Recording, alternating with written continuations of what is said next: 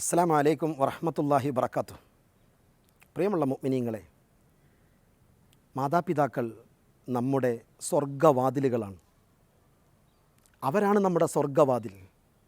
ഹബീബിന റസൂലുള്ളാഹി സ്വല്ലല്ലാഹു അലൈഹി വസല്ലമ തങ്ങൾ പറഞ്ഞല്ലോ, അൽ ജന്നത്തു തഹത്ത അഖ്ദാമിൽ ഉമ്മഹാത്ത്. ഉമ്മയുടെ കാലിൻ ചുവട്ടിലാണ് സ്വർഗമെന്ന് മുത്തുനബി സ്വല്ലല്ലാഹു അലൈഹി വസല്ലം.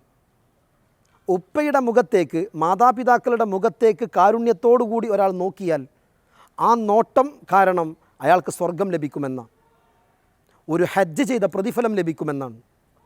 തൻ്റെ ജീവിതത്തിൽ പറ്റിപ്പോയ എല്ലാ അബദ്ധങ്ങൾക്കും അള്ളാഹു പുറത്തു തരാൻ മാതാപിതാക്കളോടുള്ള സ്നേഹം കാരണമാകുമെന്നാണ്. ഓർത്തു നോക്കൂ, നമ്മൾ ആരാണ് നമ്മുടെ ഉപ്പയും ഉമ്മയും?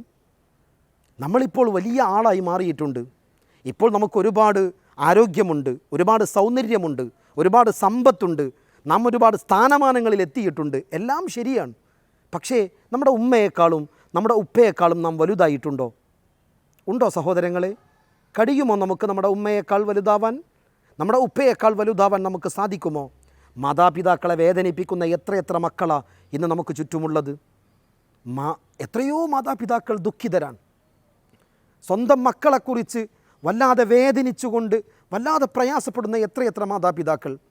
ഒരു തവണയെങ്ങാനും നമ്മുടെ ഉമ്മയുടെ കണ്ണുനീർ നാം കാരണം ഈ ഭൂമി ലോകത്ത് ഇറ്റി വീണിട്ടുണ്ടെങ്കിൽ അത് മതി, ജീവിതത്തിൽ പിന്നെ ഗുണം പിടിക്കാൻ സാധ്യതയില്ല.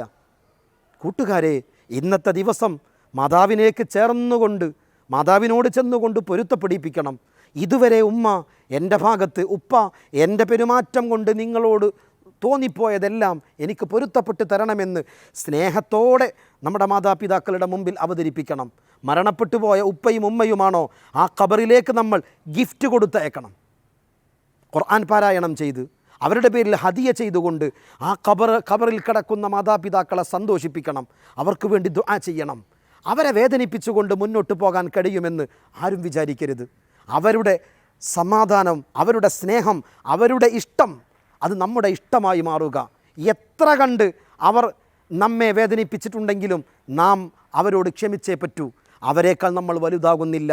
മാതാപിതാക്കളുടെ ഇഷ്ടത്തിൽ, മാതാപിതാക്കളോടുള്ള സ്നേഹത്തിലാവണം നമ്മുടെ വിജയം.